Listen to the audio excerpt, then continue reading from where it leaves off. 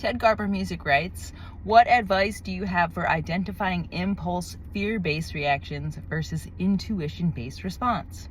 I still can't discern the difference consistently, but I always see in hindsight, oh dang, I should have listened to my intuition, versus, oh dang, I let my impulses inform that decision. I'd like to break this question down, and there's a lot of good stuff in here. Your intuition is never going to be something frantic that comes up. Your intuition is never going to be super emotional. When we're in a frantic emotional state, I'm not going to say that we're not able to get messages from our intuitive self, but it's harder.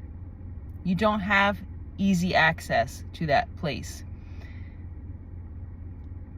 Your intuition is steady, unwavering, and in the face of chaos, because let's just say you know you got to go a certain path in life. Your intuition is calling you in that direction. You don't quite know the difficulties that you're going to encounter, but as you go on that path that you were called to walk, and you encounter the difficulties, because you listen to your intuition, the difficulties on the path are going to be easier to handle. You're meant to be there. You're meant to handle them. Both paths are hard. Following your intuition will be challenging. Not following your intuition will be hard because you're dying at a soul level. Choose your hard.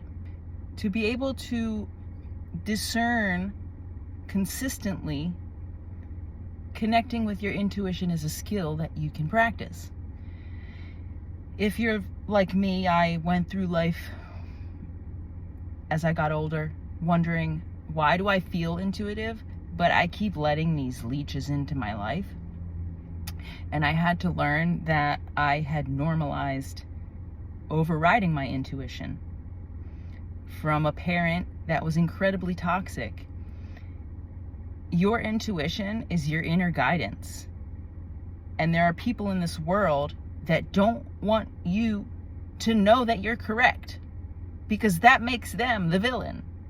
Whether you're dealing with a person or a job offer, or maybe your career doesn't feel right at all anymore. This is fractal in nature, in that you can check in with your intuition for the little things and the big things. Go into the grocery store, practice.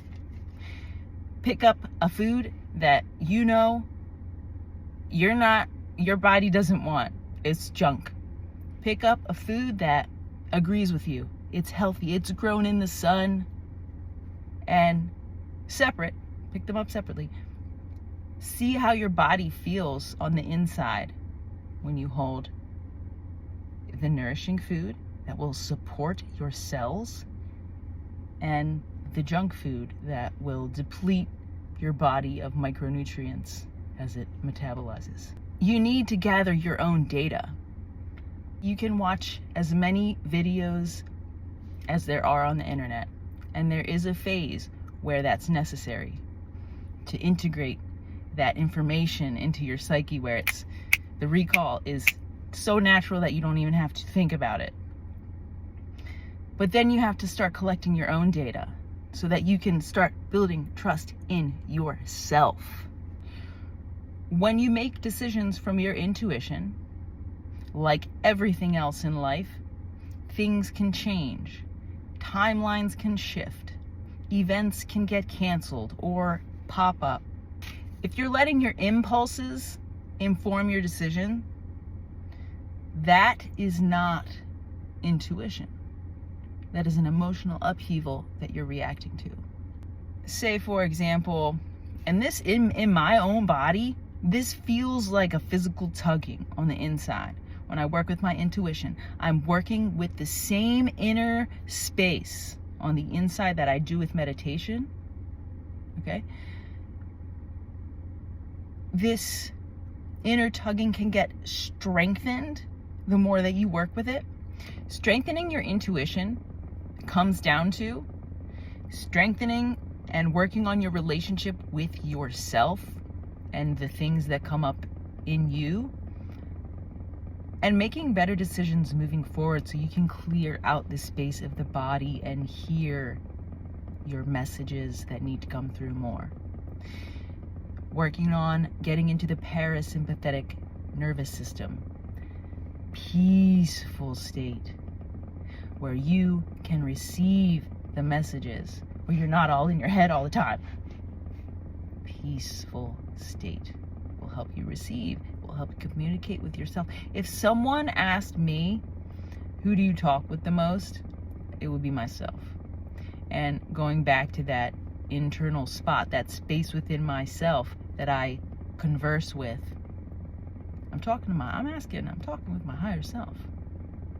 And I don't doubt that anymore.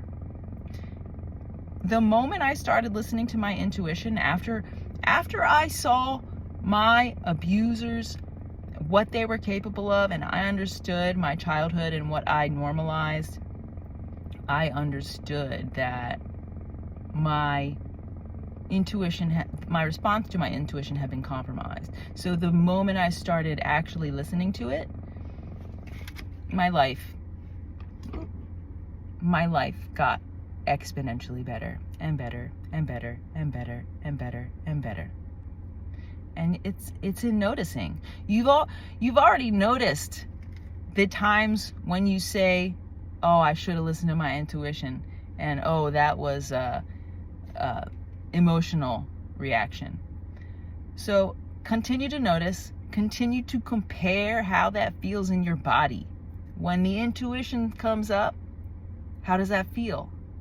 When you make an emotional decision, how does that feel? The differences are subtle, and over time, as you notice, they stack up and they become easier to recognize. But intuition will never be frantic. It will be sturdy. In the midst of chaos, you can reconnect with your intuition and still know that you are okay, because you have a higher guidance now. If you don't know what to do and you have an emotional decision that you have to make and you have a little time, don't do anything. If you're emotional about something, don't do anything if you have the time. Ask. Invite a solution. Be patient and go to that spot. You're going to start hearing the answers more.